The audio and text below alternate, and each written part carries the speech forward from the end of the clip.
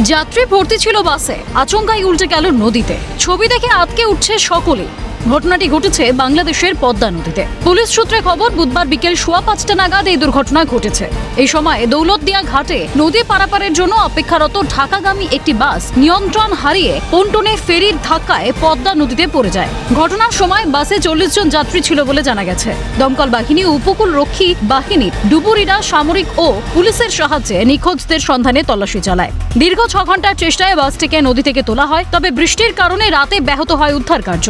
পরে সকালে ফের শুরু হয় উদ্ধার। এখনো পর্যন্ত মৃত 23, মৃতের সংখ্যা আরো বাড়তে পারে। আমাদের রাজবাড়ী থেকে ছেড়ে আসা সহরদহ পরিবহনের একটি যাত্রীবাহী বাস এই দৌলতদিয়া ফেরিগেটের 3 নম্বর ফেরিগেটে ওঠার সময় আসলে কি নদীর ভিতরে পড়ে যায়।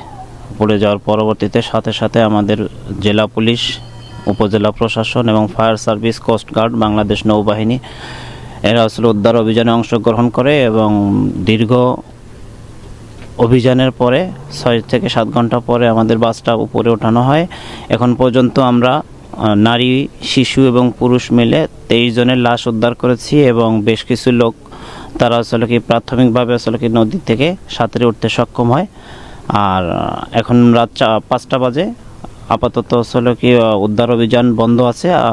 ভোর 6টা থেকে আবার পুনরায় উদ্ধার অভিযান শুরু হবে এবং পরবর্তীতে আমরা এখানে আসলে কি কার্যক্রম চালাবো। আমাদের পুলিশ প্রশাসন এখন সর্বক্ষণিক এখানে আইন শৃঙ্খলার ডিউটিতে নিয়োজিত আছে।